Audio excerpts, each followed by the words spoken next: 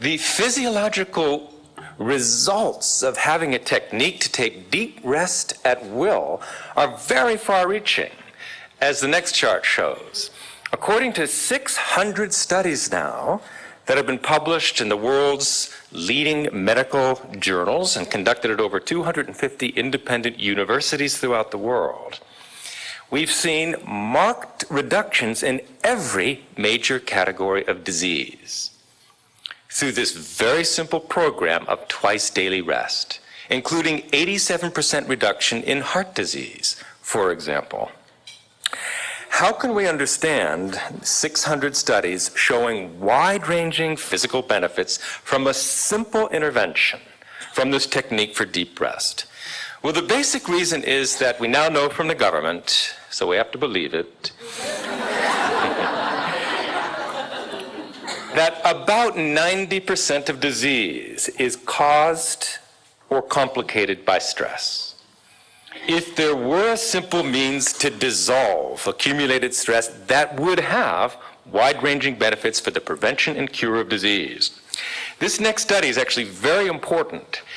It's a so-called meta-analysis of 146 previously published studies on the effects of what are called meditation techniques and relaxation techniques on reducing stress, and the negative effects of stress on brain functioning and on health.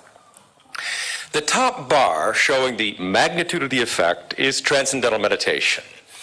And as you can perhaps see, it's more than twice as effective as any other approach that has ever been studied to reduce physiological stress.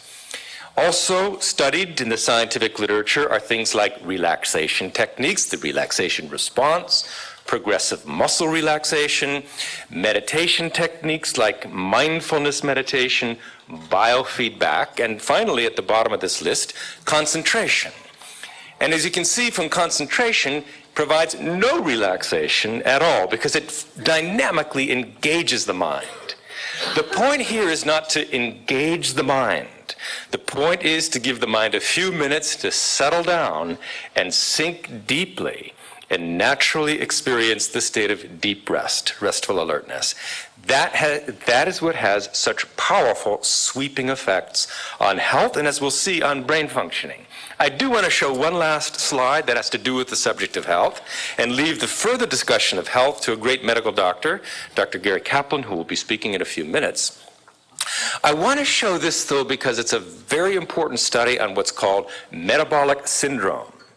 Metabolic syndrome, called the modern malaise or modern epidemic afflicting young people as well as adults. Metabolic syndrome is a combination of high blood pressure, diabetes, and obesity. There is nothing in the medical literature that simultaneously improves blood pressure, diabetes, and obesity, except for transcendental meditation. And when the AMA, believe it or not, in the Journal of Internal Archives of Internal Medicine, published this result, the AMA actually became so excited about it that they issued a global press release, and thousands of articles were written on this extraordinarily simple intervention to prevent and reverse metabolic syndrome. And if you're a young person, 16 years, 18 years of age, and you already have signs of rising blood pressure, diabetes, obesity, your prognosis for health, for life, is very poor. Now there's something simple, and this is the only thing that's been found scientifically to reverse all those symptoms. Enough of health for the moment. I just wanted to mention that all of these extensive health benefits that I've only alluded to are side effects of what is really a mental process. Meditation is a mental technique. And what is fundamentally happening, what is so exciting to me as an educator, is what's happening in the brain, what's happening in the mind. And the next chart just shows that with modern investigative procedures like the EEG, electroencephalogram, and the MEG, and SPECT, and PET, and MRI, and functional MRI, we can study what's going on in the brain during the meditation experience.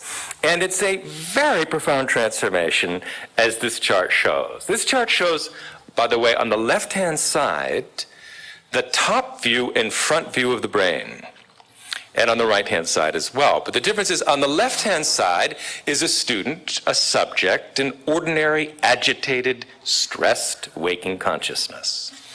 Now, there are little dots on the scalp in this picture. They indicate the position of electrodes measuring the neuronal firings. And you'll see on this chart occasionally there are bars connecting neighboring points on the brain. Where you see a bar, it means that those neighboring parts of the brain are communicating. They're functioning in a correlated way, an integrated way. But in ordinary agitated waking consciousness, on the left, there's not much coordination in the brain, not much order, not much coherence. The brain is functioning, frankly, in a very scattered fashion. On the right-hand side, we show the very same student 3 months later, practicing the Transcendental Meditation program and experiencing this meditative state, this expanded, silent state of consciousness. What you see is the whole brain is, you could say, crisscrossed by coherence. That means the whole brain functions in concert, in a completely integrated and coherent way. Orderliness of brain functioning. And the difference is like a symphony, frankly. Before the conductor arrives and the instruments are warming up and no attempt to coordinate the music, you get a cacophony of discordant sound. That's frankly what our brains look. If you've ever seen your own EEG, it's depressing. There's no obvious order, no obvious intelligence in there, not much. But in the meditative state, we have this profound orderliness of brain functioning. It's like the composer arrives and raises his baton, and suddenly that chaos is transformed into flowing music. The chart on the right shows the whole brain functioning in concert, in a coherent, orderly way. That is an educational breakthrough of the foremost magnitude, because, as the next chart shows, orderly brain functioning correlates with intelligence, or IQ, rising creativity, academic performance, learning ability, moral reasoning, emotional maturity, psychological stability, alertness, reaction time.